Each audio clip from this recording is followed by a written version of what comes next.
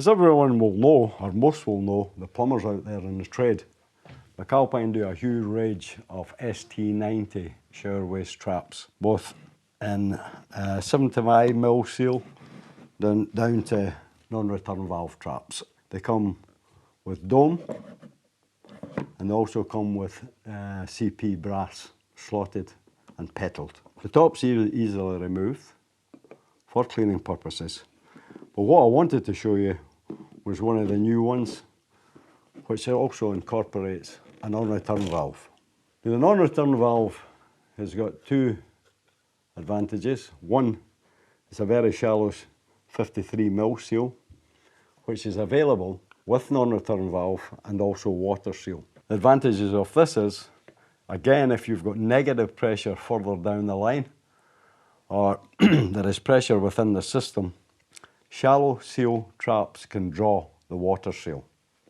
With this, it works very similar to an air admittance valve. It will open and pull air into the system and then automatically close. It's easily removable for cleaning, taken out, washed in a pail of hot soapy water and placed back in again. The outlet itself, what we've managed to do, because it is shallow, we've managed to put a compression coupling. The coupling itself is a rubber, i.e. seal, face-to-face seal, which comes complete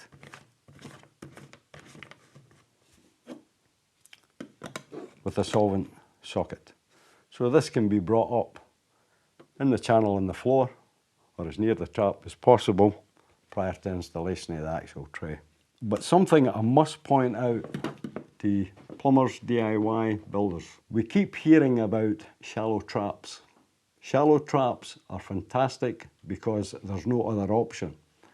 But what must be maintained throughout is the gradient fall from the trap outlet towards the soil pipe or drainage must be no less than 18mm per metre fall. Everybody keeps on talking about they want this as shallow as possible. As long as this waste pipe going to the soil pipe on the boss pipe is actually 18mm per metre drop, you should have a trouble-free installation.